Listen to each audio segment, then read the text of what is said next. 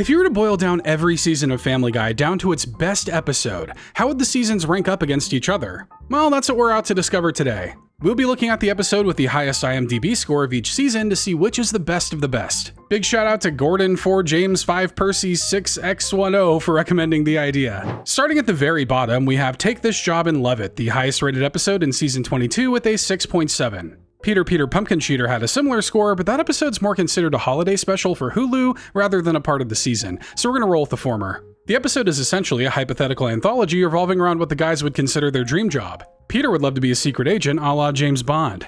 You know, I never caught your name. The name is Band. Lap Band. Oh yeah, it's kind of a sneaky way for them to do another movie parody episode. Either they tricked the audience so well to get this episode such a high score, or season 22 must really be a rough watch. Good morning, Agent 555.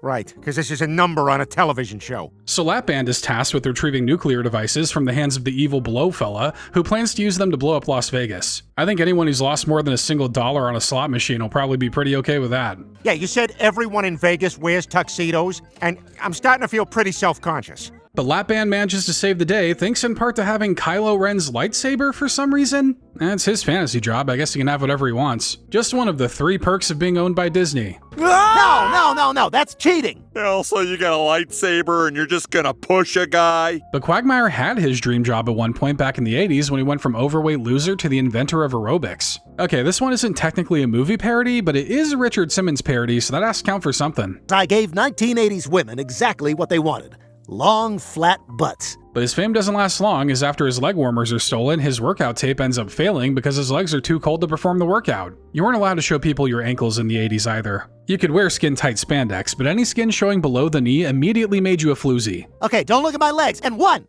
And 2, my calves are tiny and cold. And Cleveland's dream is to be a cop 1 week from retirement, while Joe's is to be a loose cannon who, they just want to do a Lethal Weapon parody. I know we're gonna be running around chasing bad guys, so I wore the tightest jeans I own. Hi-ya! I guess the reason people like this episode the most from this season is that because some of the stories pretty much write themselves, the writing team put more emphasis on the bits and jokes, which are fairly funny. Still, it's not nearly as memorable as the other episodes on this list, so that's why it's seated right at the bottom. And coming in after that is the highest rated episode of season 18, Rich Old Stewie, with an IMDb score of 7.2. Episodes in a show that give us a glimpse into the possible future always seem to track well with audiences, so it's not too much of a surprise why this one is the most well-regarded from season 18. I'm now going to stop mid-sentence because I see someone from my... Brian? So as we see in the future, Stewie is a genius, billionaire inventor who has separated himself from his family, but when Brian shows up and tells him that Peter is dying, Stewie decides to reconnect with his siblings. I'd say Meg and Chris must have peaked in high school, but I don't think they ever actually peaked. What's the opposite of peaked? They sinkholed? Yeah, they've basically been doing that for 50 years. Yeah, I kinda wasted my life, except I obsessed over teaching my how to talk. Hey, there was once a time when that skill was actually highly desired, like coding. Look how far we've fallen as a society. But we also get to see how the world has advanced after several decades. There are no flying cars, but every street and landmark is named after Tom Brady, and the New England accent has become pretty much incomprehensible. Where is the Quahog Harbor? Kagaba? What? I just want to know where the Quahog Harbor is. Kagaba! Friendly reminder that whether it's in the future or the present, don't make eye contact with the New Englander. Just keep going about your way. But they eventually make it home and do everything they can to make Peter's passing easier, including Stewie promising to use his wealth to make sure the family has everything they need. A deal so good that Peter isn't exactly ready to die and miss out on it yet. We did it! We got him! I feel like we're in the sting. Well, something's certainly gonna sting. Mostly just your skin, eyes, and bones after being incinerated by Stewie. He knew they were just after all his money all along, but all this just ends up being a very long daydream from Stewie. That's a bit of a rug pull, but what else can you expect from future episodes? Overall, this episode's pretty okay. The future stuff is fun and offers a decent change in scenery, but the concept is probably the most memorable part of it, not so much the writing or the jokes. And up next is yet another parody episode, Fat Gun, from season 23. Dog Is My Co-Pilot also shares the same score at 6.7, but Fat Gun has more reviews, so we're gonna go with this decent average. The episode parodies the 2 Top Gun movies, telling the story of a fighter pilot and his grief over his dead partner. When he died, we were more than 5 miles out, so I could have done anything I wanted with his body, but I didn't. I guess there's some comfort in that statement? I'm sure there's a lot of stuff you didn't have to do, but considering you brought this up, it kinda makes me think you wanted to do it. So hotshot fighter pilot Maverick goes away for a while until he's ready to do a sequel, where he must train a new generation of fighters, including the son of his dead partner. I was more than 5 miles out, and I could have done anything with his body, but I didn't. Yeah, the more you say that, the more I don't think it's true. But nothing bonds two rivals like fighting an unnamed enemy in an unnamed country for kinda unknown reasons. But sometimes the villains do have compelling motives, like being left out of the sequel because they got older. We were important parts of that first movie, and you just tossed all the women aside. Well, if you wanted to be in movies so bad, you should have sold your soul to an alien overlord who sucks the life force from those around them to maintain their youthful look. Allegedly, I legally have to add. The two men try to escape, but it's not until a helping hand from Maverick's old rival that they're able to escape with their lives. I thought we lost you. Nope, I'm as healthy as I've ever. Oh, he died again. So this isn't one of the best parodies, but it's definitely arguable that it's the best out of a particularly weak season. There are some pretty decent jokes in there, but most of them do hinge on having some knowledge of the Top Gun movies, which kinda hurts its chances of being higher on this list. And up next is a bit of a controversial one, Christmas Guy from season 12, aka the episode where Brian gets brought back to life. The 7.4 rating is most likely a response to the show walking back a majorly unpopular decision, but when you look at it through the lens of it just being an episode, it's not exactly the strongest. No Christmas carnival! Whoever's responsible for this shall suffer my eternal wrath! So the episode first starts with Peter trying to convince Carter to bring the Christmas carnival back to the mall after he canceled it. Nothing all that heartwarming or festive here, but if you ever wanted to see Carter with eggnog suggestively all over his face, this is the place for you. Say thank you with a nog in your mouth. Thank you. Louder. Thank you. Nothing gets you in the spirit of Christmas more than feeling really, really uncomfortable. This story pretty much ends without any worthwhile character growth from Carter, but this propels us to the next story that sees Stewie reckoning with the death of Brian. He's dead. It's our first Christmas without him, and no one's even mentioned his name. Probably because Brian hated Christmas. You should speak his name on a more appropriate holiday, like Oktoberfest or St. Patrick's Day. But with the help of new dog Vinny, Stewie manages to grab a time machine from another version of himself and returns to the moment right before Brian died to save him. Merry Christmas, Brian. Hey, who are you talking to out here? A pretty awesome guy. In a pretty mid-episode. Sure, there is some genuine sentimentality that comes from Stewie and Brian reuniting, but it's not nearly as emotionally resonating as you'd hope this episode would be. Say what you will about the cheapness of Brian's death in the life of Brian, but there's still some actual shock and emotion to it. We think this episode has as high a rating as it does, mostly because people were happy to see Brian back, forgetting that the first half of the episode is mostly inconsequential and the second half is essentially just hitting the reset button. And next up is the highest rated episode of season 20, The Fat Man Always Rings Twice. Sitting at a 7.6 rating, this episode stands out for its heavy noir vibes, black and white aesthetic, and love of silly play on words. And I'm a private. A very private. So the episode revolves around Peter as a private eye looking into the disappearance of a woman's daughter. And it's filled with all the things you'd expect from an old school mystery. Heavy amounts of daytime drinking, a thick layer of cigarette smoke in every room, and an ample amount of murder. Just the right amount of murder, actually. God forbid someone in that time saw blood on screen. There'd be mass fainting in the theater. Well, one thing's for sure. We got a killer shark on our hands. Close the beaches. And like most mysteries, this one gets wild, winding, and twisting, making you think someone's the culprit, only for the culprit to trick you into thinking they're innocent, and the innocent gets set up for the fall of being the culprit. It's a whole lot of nonsense, but one thing remains the same. The police do absolutely nothing. Sorry, I have to take you downtown.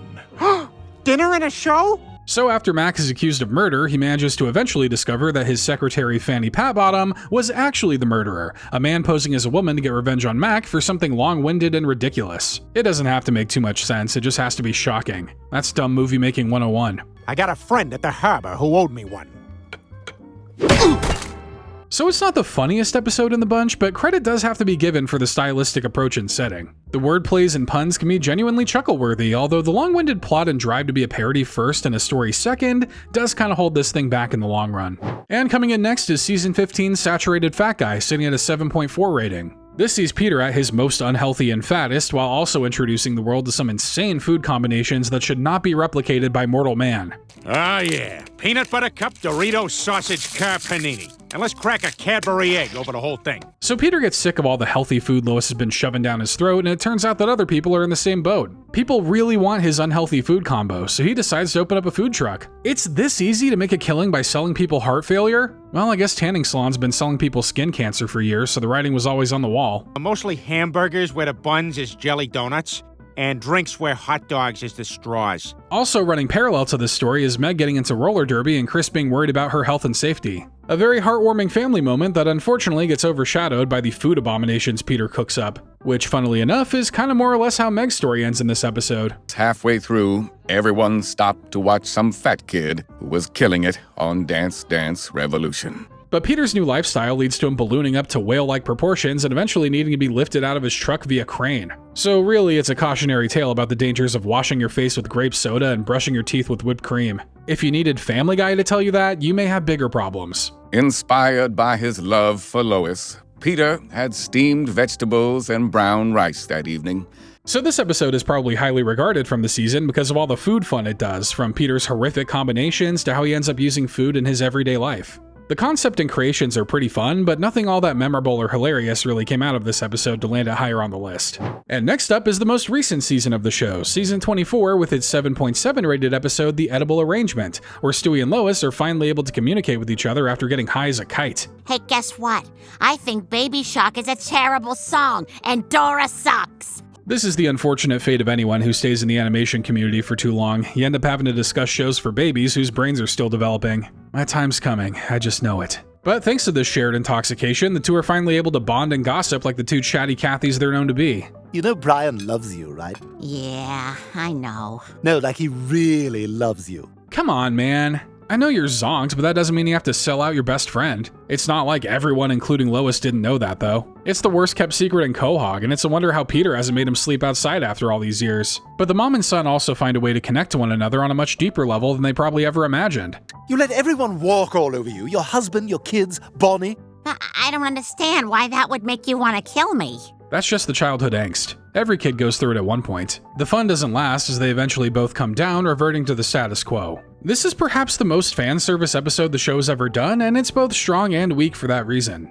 It gives fans an interaction they've been clamoring for years to see, but it also makes the episode lack more comedic moments, while a good chunk of the episode is largely forgettable. There's a reason why we left out talking about the first 10 minutes so we could get to the good stuff. And we have another fairly recent episode with season 21's The Manchurian Candidate, which sits at a 7.7 on IMDb. The most well-known part of this episode involves Lois getting a hypnotist to convince Peter to tear up the carpet if you smell what I'm stepping in. Wow, Mom and Dad have sure been watching a lot of entertainment television. So basically, Peter kind of just becomes Lois's meat puppet, catering to her very specific whim whenever he hears that sound effect. It's so specific and niche that you would think they'd be safe from ever hearing it when they don't want to, but they underestimate just how much old people love late night television.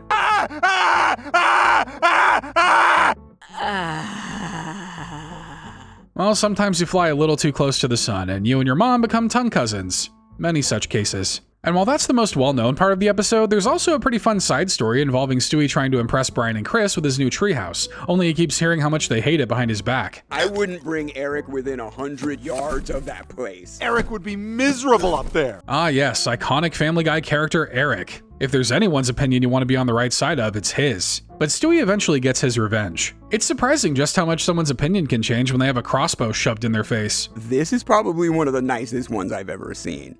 Anyway, Stewie, you can go ahead and kill us now. It's sometimes rare for modern Family Guy to have two plot lines that are both fairly entertaining, but that's just what this episode pulls off. Not the most amazing episode, but still one of the better ones of the past few seasons. And the next highest episode comes from season 17 and has a rating of 7.7. The episode is Big Trouble in Little Quahog, and it involves Brian and Stewie getting shrunk, forcing them to face the world from a new perspective. Vacuum cleaner!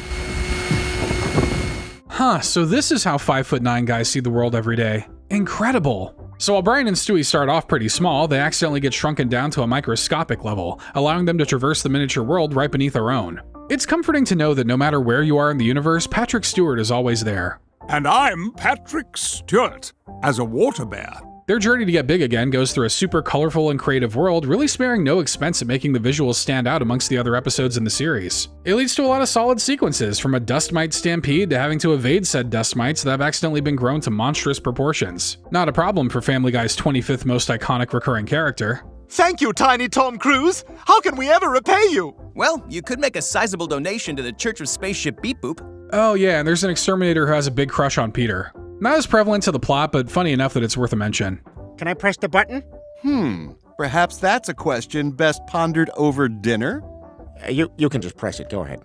So this episode gets wild and weird in a new and unique way for the show, giving Stewie and Brian one of their most exciting adventures in years with exciting visuals, creative imaginings of the microscopic world, and of course, Patrick Stewart Waterbear. And season 19 gave us another great Brian and Stewie adventure with P. Terminator, which holds a 7.8 rating. This episode sees Stewie and Brian being hunted by a killer Peter robot that comes from the future. What the devil is wrong with you? I created you!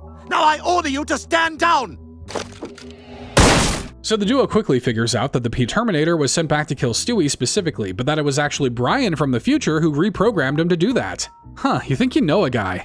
I'm surprised Brian knows how to change TV channels, let alone rewire a killer robot. So the two travel to the future and set things right, learning what heinous act severed their friendship and reduced the planet to a nuclear wasteland. He ruined what could have been a perfect Instagram post with a sarcastic comment. Understandable. I think the Gulf War started over much less. So the message becomes clear. In order to prevent the planet from becoming an android-dominated hellscape, Brian and Stewie have to remain friends. This becomes rather difficult when even more robots get sent back to kill them. The world is destroyed, and yet they still have enough materials to make themselves a robotic version of that ostrich who laughs. Is this the Conover family reunion? I'm looking around. This is not. So to save the future, Brian and Stewie must solidify their friendship with true love's kiss. Hey, I didn't write the rulebook on future saving. That's literally what it says in there, though. Spit swapping with the homies is the only key to true world peace. What about now? Almost, Brian. Keep kissing! This episode has the huge benefit of being more of an homage than a direct parody of Terminator. This lets them recreate a few iconic moments while still building their own story around it, making it feel way less stale than some other parody episodes. It also helps that it manages to be pretty funny, solidifying it as one of the best episodes of the modern era in our eyes. And up next is the high point of season 14 with a rating of 7.9, A Lot Going On Upstairs. This is another pretty solid episode that benefits from having two fun and enjoyable stories, with one of them being Peter making a man cave in the attic. I don't understand. What are you gonna do up here? Mostly just burn the roof of my mouth on unevenly heated microwave burritos. So Peter invites the guys over to enjoy this new patty he's created, which of course starts to annoy Lois. She's just mad because of the No Girls Allowed sign on the door. It's misspelled and drawn in crayon, but she gets the message. But after being peeved off one too many times, she decides murdering the guys by locking them in the hot attic is the best course of action. And no one will say you were wrong, sweetie. You like the damn attic so much? Then enjoy the attic! But this doesn't last too long as they're able to reach an impasse. The old threatening to poop on your wedding dress argument never fails. It's how most treaties and peace agreements were reached. It's just too bad Lois didn't agree to the terms earlier. You were too late. We pooed on the gown. Ripped a big hole in your ceiling, too. I barfed on Peter's ass. That's all well and good, but the slightly more memorable and visually fun story actually involves Stewie and Brian, with the former having terrible nightmares that he needs Brian's help in overcoming. Ha ha! Stewie's naked! What? So to get over these visions, Stewie builds a device that will allow Brian to enter his nightmares and defeat the monster that's been terrorizing him. So unrealistic. There's no way Brian isn't already in Stewie's dreams most nights. And that's actually true, as Brian was the manifestation of all of Stewie's fears and worries. Deep down, the thing I'm most afraid of is disappointing you. Really? I would have said Brian's teeth. One bite from those babies and this toddler's getting sent to the emergency room. But the episode found a fun way to expand upon Stewie and Brian's relationship in a visually engaging way. It also helps that the Peter side story is pretty funny in its own right, making this a pretty solid middle season episode. And following that is season 16's highest rated episode at 7.9, Emmy-winning episode. This is another parody episode where, in an effort to secure their first Emmy, the show decides to just copy some of the other shows that have already won one. Please honor me for my courage. So they do this with a multitude of popular shows: Modern Family, Breaking Bad, The Wire. After all, they parodied popular shows and managed to win Emmys, so why can't Family Guy? What's that? They didn't? They won through good writing and originality? Sorry guys, but we're past that part in the show's journey. Now we're throwing Peter into the desert in his underwear. Why won't you die? I think some people have been asking the same thing about this show for a number of years now. So while none of these attempts seem to succeed in winning them an Emmy, Peter discovers there's actually a deep Hollywood conspiracy put in place to keep them from winning. Yeah, it's called reality. You can't take a scene from Ferris Bueller, cross out the name Ferris, and replace it with Peter. Well, you can't teach an old dog new tricks, and you can't teach a 2-decade-old show how to adapt to the times. This parody episode is helped by the fact that it has a meta-narrative shaped around it, with the characters being aware they're in a show and responding accordingly. The end where the show gets dressed down by Emmy winners is also a nice touch, but what keeps this from being higher is that at the end of the day, it's still a parody episode, which means the jokes are low-hanging fruit and a lot of the references feel a tad outdated, even by the standards of the time it came out. And the most popular episode of season 13, probably to the surprise of no one, is The Simpsons Guy, which currently holds an 8.4 score on IMDb. This is the long-awaited crossover between Family Guy and The Simpsons, a moment so monumental and chock full of ideas that it had to be twice as long as a normal episode. Donut. I think you and I are gonna get along just okay. So the episode goes hog wild with squeezing out as many iconic interactions as it can get out of its characters. Bart and Stewie, Meg and Lisa, Peter and Homer. Not a whole lot of Lois and Marge though. They must be off doing girly things like shopping and discussing the rise and fall of the Roman Empire. But things go from freaking sweet to sour when it's discovered the Quahog's signature Pawtucket Patriot Ale is actually just Springfield's Duff beer with a new label slapped onto it. It's cool they can joke about this now, but back then, making these kinds of comparisons would be considered fighting words. It may have been inspired by Duff, but I like to think it goes in a different direction.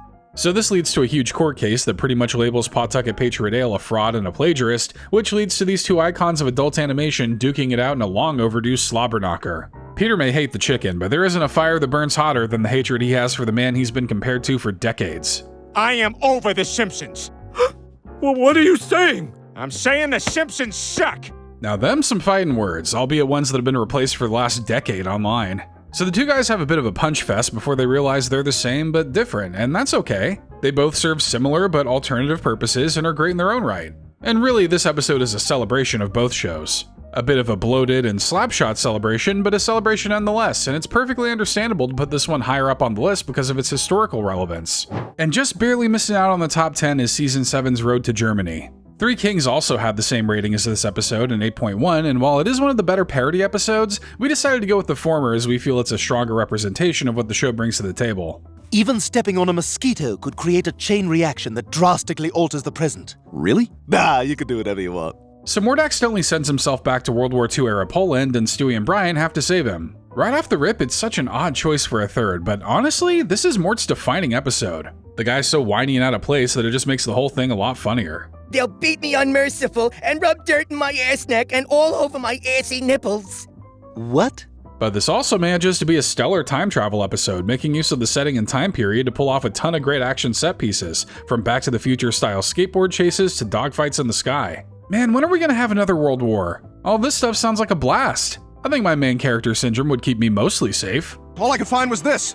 A raft? We're not sinking! We're crashing! The one thing that really holds this back from being absolute peak is that there's no musical number like in many Road 2 episodes. Not for lack of trying. Sometimes you just can't sing your way out of trouble. Sorry to tell you this, but musicals lied to you. Dance party endings are still fine though. Whenever. Damn it, will you two just get in the f***ing time machine? Not only is this one of the best Road 2 episodes, but it's straight up one of the high points of the show's pre-HD era. Great gags, great use of setting, and great sense of adventure all around.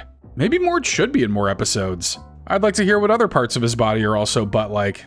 And break it into the top 10, we have one of the highest rated episodes of Season 3, A Mission Impossible. Like the previous entry, this one is also tied with another episode with a rating of 8.1 to Love and Die in Dixie. A great episode by all means, but we decided to go with this one because it really pushed the scope of what the show could tackle, delving into weirder, more sci-fi stories that would come to define Stewie's characterization. Oh, a new baby. That's wonderful. He'll call me when Kojak starts.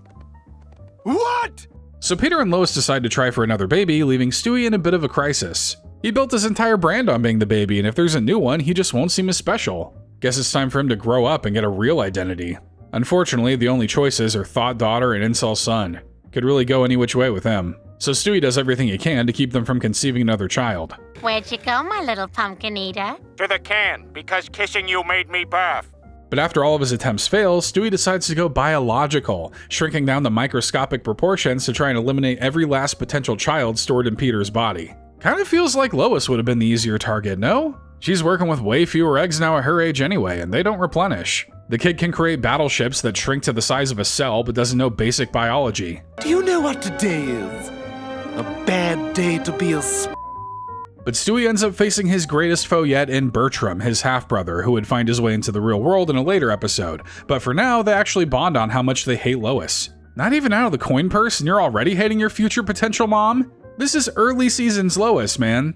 This is as good as it's gonna get. When you're born, don't let the doctor slap you on the ass. It degrades us all. This is a very fun Stewie episode that really proved what the little guy was capable of, which also goes for the show as well. They proved they could pull off weirder, crazier concepts that aren't just reflections of everyday life. It no doubt sparked the drive for future time travel episodes and maybe even the Star Wars parodies based on those dogfights. And speaking of high concepts, coming in next is the star episode of Season 11, Yug Yillamaf, which holds an 8.4 rating on IMDb. Most of the episode is told in reverse as Stewie and Brian upset the flow of time and must fix it before Stewie literally becomes unborn. Somebody needs a diaper change. Damn right I do! Now get this turd-filled sack off! Oh my god, it just went back in my body! So this episode is super impressive in the way it plays with time flow, actually managing to tell a pretty engaging story even though most of the beats are playing out in reverse. And the team didn't just animate an episode and hit the old rewind button. They purposefully animated it this way, and I've got to tip my hat to them. I don't have a hat, but here's a PNG of one that you can just imagine is being tipped. We got a large number of clovers on our lawn. No, no, no, no, no, no! But things don't remain all fun and games for long as Stewie finds himself regressing in age, which means he'll soon be returned to the dark cave from whence he came. A horrifying thought, but now he gets the chance to grab all the stuff he left in there before he was rudely ripped from his home. I think I can hear the ocean. Smell it, too. Luckily, Brian manages to fix everything and the world is set back to normal. Does this mean Brian and Stewie have to relive all of the past episodes with the knowledge of how things go? The responsible thing to do would be to do some sports betting, right? Not ethically right, but realistically right. You guys heard the baby talking in there, didn't you? Chris, that's ridiculous. Overall, a very fun and creative episode from the show that gave us a lot of really cool integrations of the idea, from a reverse chicken fight to seeing that horrendous puking scene played in reverse. A very solid outing for the show and one of the standouts of the show's early days in the HD era. And now we return to where it all began with the first episode in the series, Death Has a Shadow, which also happens to be the highest rated episode of Season 1 with a 7.6. This is what established everything. Peter's the drunk but lovable dad, Lois is the responsible mother, and Stewie should be placed on an FBI watch list. This chair leg was loose. Isn't that silly? I could have broken my neck.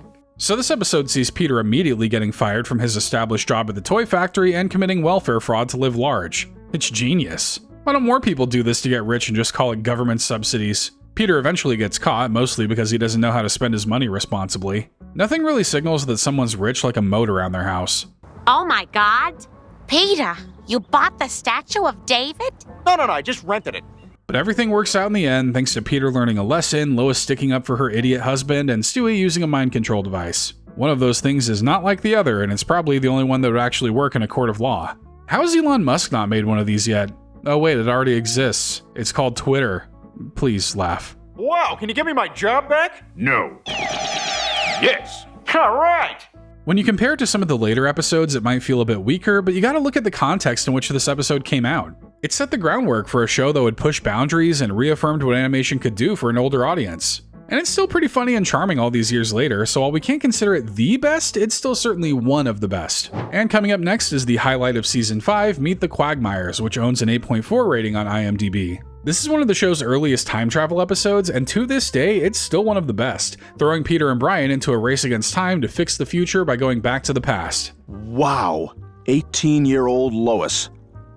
Son of a bitch. So Peter convinces Death to send him back in time so he can enjoy his younger years, but ends up screwing up the timeline and creating a future where Lois is married to Quagmire, aka the good timeline. Quagmire can be an actual gentleman when he has a good woman locking him down, so for the sake of everyone in Quahog's safety, this is probably the best possible outcome. Let's go upstairs and do it. Okay! But Peter's got to keep that status quo train chugging along, so he heads back in time and finds a way to win Lois back. Is it through a deep, earnest connection or a passionate appeal for love? Nah, it's more like a punch to the face. Hey, we all know Lois is into a little violence here and there. How Quagmire and Peter stayed friends after this is anybody's guess. Lois Pewterschmidt, will you be my wife? This episode is incredible for so many reasons. It pays homage to Back to the Future without being a direct parody, it's got some great gags, and it plays with the established timeline in a way that the show just couldn't help but dip its toes back into later down the line. It's one of those star episodes from the post-cancellation era, and it's not hard to see why it's one of the best of all time. And just missing out on the top 5 is an episode that gave fans a sight they always wanted to see. Mother and son fighting to the death. We're of course talking about Season 6's highest rated episode, Lois Kills Stewie, which holds an 8.4 rating. It's all out in the open now, isn't it? Stewie, How long you been all messed up and evil like this? So following the events of the prior Stewie Kills Lois episode, Stewie sets out to fulfill his dream of world domination, actually succeeding by targeting the world's satellites and power grids. It's really so easy that even a baby can do it. Maybe if the CIA wasn't too busy installing cameras and birds, they would have been able to stop this whole thing. At least we had a cool little cameo from Stan Smith. I'd drop the gun if I were you, Joe. What? It's Stan. Oh, sorry, you look sorta like someone from... Anyway, I'd drop the gun if I were you. And with a maniacal baby genius now in control of the entire world, there's only one person who can stop him. His mommy. That "I brought you into this world and I can take you out of it" stuff wasn't just a little saying, it was a threat. So Lois arms herself to the teeth and goes to take down her evil son once and for all. Bring it on, bitch! Time for me to finish what I started anyway! The two fight for a bit before Stewie's eventually finished off by Peter. Bit of a misleading episode title, isn't it? Of course, all this turns out to just be a simulation, which would be pretty infuriating if the episode already wasn't so good. This serves as a great blow-off to this two-part episode, letting Lois and Stewie take their frustrations out on one another through some brutal action. Stewie is at his absolute evilest here, and while we don't see much of that nowadays, we can always return to this banger of an episode to see it. And at number 5, we have an older episode that would signal a shift in what the show could be, and that's Death is a Bitch from Season 2, which holds an 8.2 rating. This is the first appearance of Death on the show, a character who had become an iconic part of the show's earlier run. Oh, the doctor. Well, I guess he must know, right? I mean, he's a doctor and everything, and I'm just, Death. So after Peter lies about being deceased on his hospital report, Death comes to collect, but gets injured when trying to chase down Peter. Blame it on your bony ankles all you want, getting outrun by a guy like Peter isn't exactly something you'll ever get to live down. But while Death is incapacitated, so too is the ability for anyone to die, meaning you can just shoot and beat people up without repercussions. Like The Purge, but fun. I can do this. That's right, Tom. Kinda figured you'd still be able to feel pain though, right? Just another thing Death can do. He really does have it all, and yet still can't find a girlfriend. So in order to make everyone fear Death again, he recruits Peter to kill some notable teen stars, but luckily, just nearly crashing a plane is enough to scare people straight. I'm here to keep you from making an error. A pilot error. Jeez, I probably should have worn mittens. This episode took the show from being just another parody of modern life and turned it into something zanier, weirder, and darker. And honestly, it really worked out well for the show. Abstract characters like Death made the show stand out from The Simpsons and gave the show free range to try out different styles of stories. It's an oldie but a goodie, and it still goes down as one of the best episodes in the series. And number 4 is also a return to the old days of Family Guy, but with a pretty fun and creative twist. We're of course talking about Season 10's Back to the Pilot, an 8.8 rated episode that sees Brian and Stewie return to the first ever episode of Family Guy. Remember when you got drunk off the communion wine at church? Ah, ew, gross. Look at that. So Family Guy's dipped into its own past before, but this episode decided to have some fun with it by replicating the rougher, looser art style of the first season. They didn't have to do that, but they did it because they love us. Also, tracing over the originals probably isn't too hard. But Brian ends up altering the past too much, which severely changes the future, to the point where everything's now 3D. Here's a cutaway. Matthew McConaughey is terrible. Higher quality visuals, but lower quality effort? It's like Family Guy could already see the future of entertainment was trying to warn us. So they have to go back to the pilot to fix things, which triggers a chain reaction of other Stewies and Brians to do the same thing. We really can just blame Brian for all of our problems, can't we? I'm definitely not complaining. We're from the further future! What these two do is fine! It's what you two do that makes things worse! There's just so much to love with this episode. It's yet another strong time travel episode that actually implements a nice stylistic touch with the recreation of the old art style and the three-dimensional future style. Not only is it a great callback for longtime fans, but it's also a heck of a fun time with several all-timer gags. It's no secret why this episode is so beloved. And coming in at number 3 is the highest rated episode of Season 9 with an 8.7 rating, and then there were fewer. The whole episode is an homage to classic Agatha Christie mystery novels that throws many of the show's prominent characters into an isolated mansion with someone secretly killing people. James Woods isn't the murderer. The murderer is one of us. Cleveland couldn't have picked a better time to move out of the neighborhood. So several characters are killed off one by one, from James Woods to Muriel Goldman to Jillian's husband Darren. All characters that will be deeply missed for a few seconds before you quickly forget about them. I bet you didn't even realize I referred to Derek as Darren. Sometimes characters can be gone and forgotten. She was so young. She was so beautiful. She was so generous.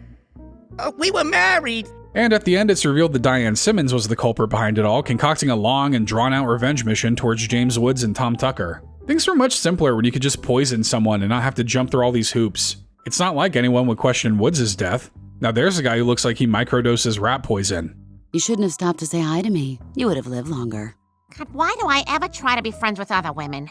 This was a super pivotal episode for the series. It was one of the first to usher in the new HD era, it killed off several recurring characters, and it kinda served as Seth MacFarlane's swan song, as it wasn't long after this that he stepped away from creative duties for the show. It's a genuinely good mystery filled with all the goofiness and absurdity you'd expect from an episode of Family Guy, and it's certainly one of the best episodes the show has ever made. And the runner-up for the best season of Family Guy, if ranked by its highest episode, is Season 8, as Road to the Multiverse, with its 9.1 rating, is easily one of the best episodes the show has ever made. Prepare yourself, Brian, and I'll show you.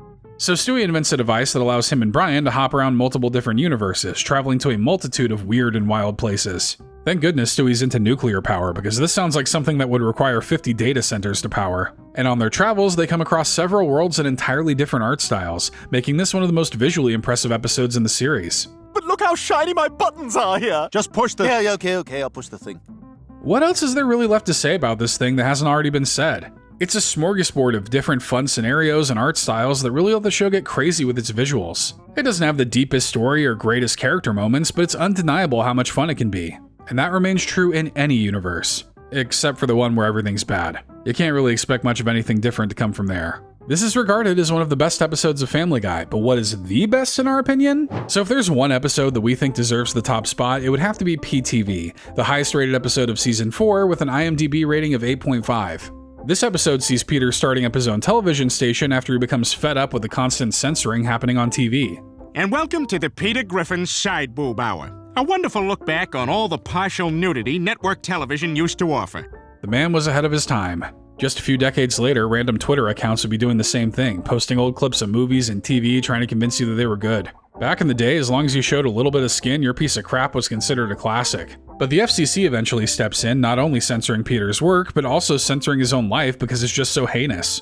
You know, you're lucky you're good at my or I'd never put up with you. So this drives Peter to go to Washington and fight for America's right to embrace the crude and obscene parts of life, because that's truly what makes us American. For better or for worse. Maybe worse. I don't think the Founding Fathers could have ever predicted the smut that would become so readily available. Look around you. The Washington Monument. Looks an awful lot like a doesn't it?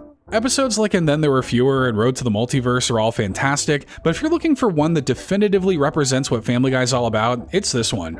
This is one of those defining episodes for Family Guy, hilarious and over the top, yet still finding a way to be somewhat poignant in its meta take on TV censorship. The jokes hit hard, the story's a lot of fun, and the entertainment value is at an all-time high. Throw in a killer song about the FCC and you've got one of the best episodes of Family Guy the show has ever produced. What do you think of our ranking? Be sure to let us know what you would change down in the comments, and if you liked what you saw here and want to see more, don't forget to leave a like and subscribe to the Sweaty Clam channel.